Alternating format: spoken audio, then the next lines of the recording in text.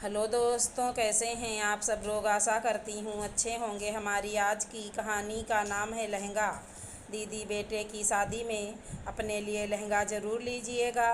बेटी की शादी में तो आपने अपना मन मार लिया।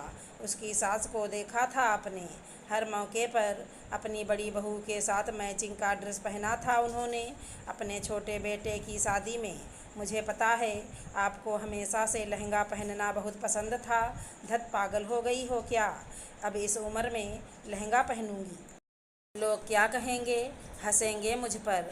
और शरीर देखा है मेरा, टुन टुन लगूंगी बिल्कुल। मेरे लिए सूट साड़ी ही सही रहेगी। बेटी की सास की बात अलग थी, उनका शरीर उस हिसाब से है।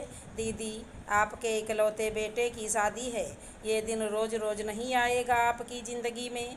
अभी आपकी कौन सी उम्र हो गई है?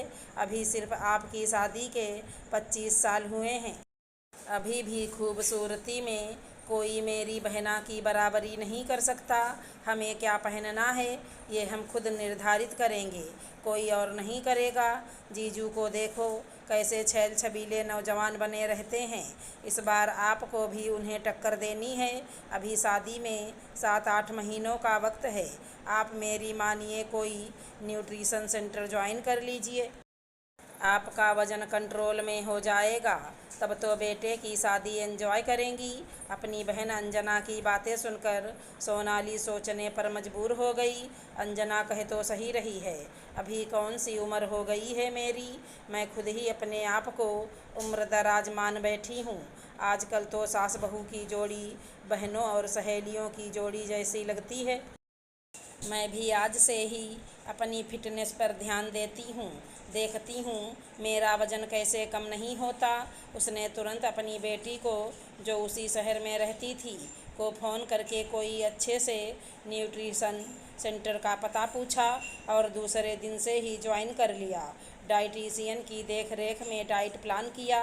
तला भुना खाना, चाय, चीनी, मैदा, चावल सब छोड़ दिया। सुबह शाम वॉक, एक्सरसाइज की। वज़न नापने वाली मशीन घर पर ही मंगा ली और रोज़ अपना वज़न लेती। शरीर काफ़ी हैवी था, इसलिए वापस शेप में आने में समय लग रहा था, लेकिन कोई बात नहीं, अभी शादी में समय है। और सोनाली जी जान से अपने मिशन में जुटी रही। 3 महीने बाद शरीर में फ़र्क दिखने लगा। पतिदेव ने देखकर सीटी बजाई और बोले, अब तो तुम शादी के पहले वाली सोनाली नज़र आ रही हो। ये तो चमत्कार हो गया, तुमने अपना वज़न कम कर लिया।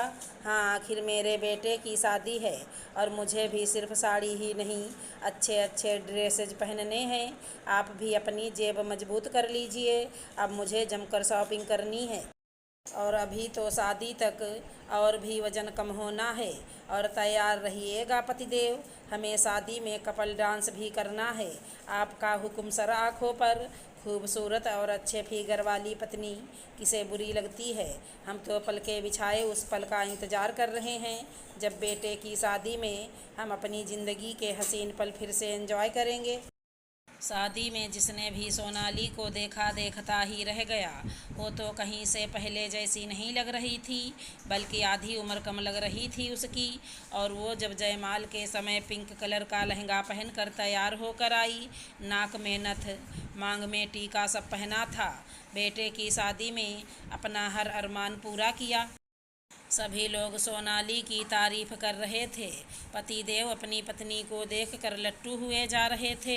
बहू रानी के बगल में खड़ी होकर सोनाली कहीं से भी उसकी सास नहीं लग रही थी।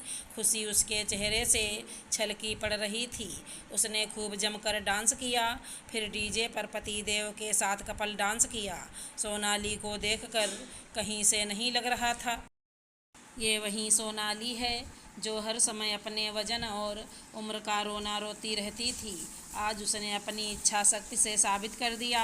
उम्र तो सिर्फ एक नंबर है, ये तो हमारे मन पर निर्भर करता है कि हम जब तक जिएं पूरी जिंदा दिली के साथ जिएं, कहने वालों की परवाह बिल्कुल ना करें। हेलो दोस्तों, कैसे हैं आप सब लोग। आशा करती हूँ अच्छे होंगे। हमारी आज की कहानी का नाम है विरोध। विनीता जब शादी करके ससुराल पहुंची तो देखा सासू माँ तो बहुत शांत थीं, पर जेठानी तो ज़्यादा ही परेशान थीं। जब मेहमान विनीता के पास आकर बैठते तो जेठानी वहीं पर घूमती रहती और बात बात पर जता रही थीं कि मैंने बहुत काम कर लिया, अब कल से ये रसोई संभालेगी। विनीता को बहुत आश्चर्य हुआ, क्योंकि रिवाज के अनुसार जब दुल्हन माँ के घर से वापस आती है तभी रसोई में काम करती है।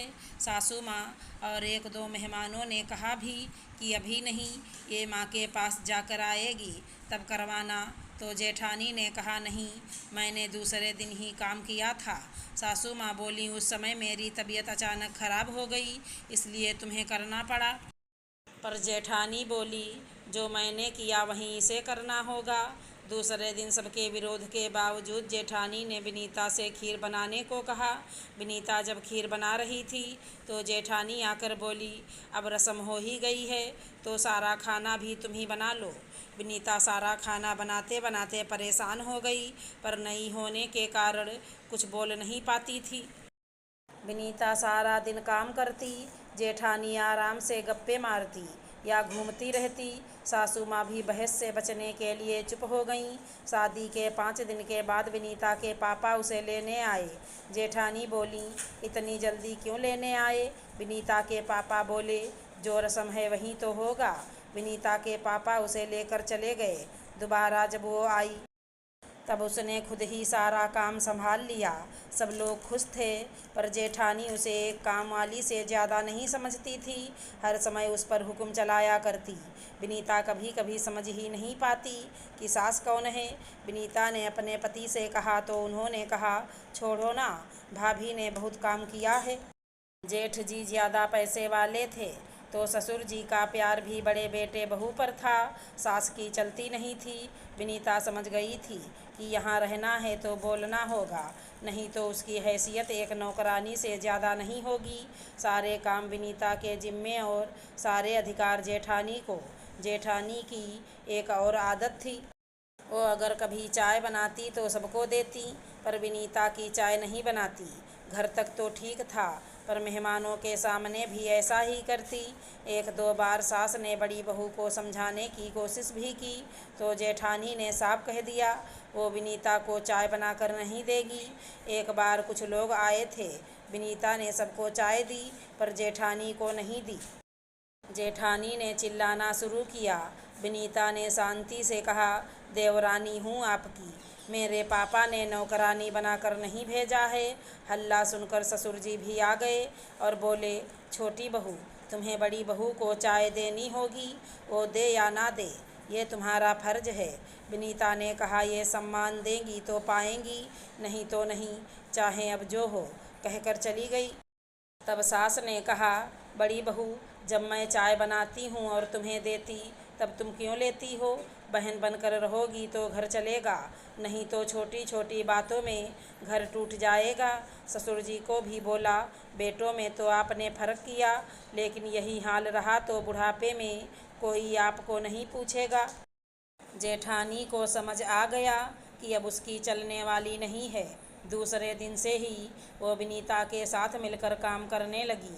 अगर हमारी कहानी पसंद आई हो तो चैनल को लाइक शेयर सब्सक्राइब करें। राधे राधे दोस्तों।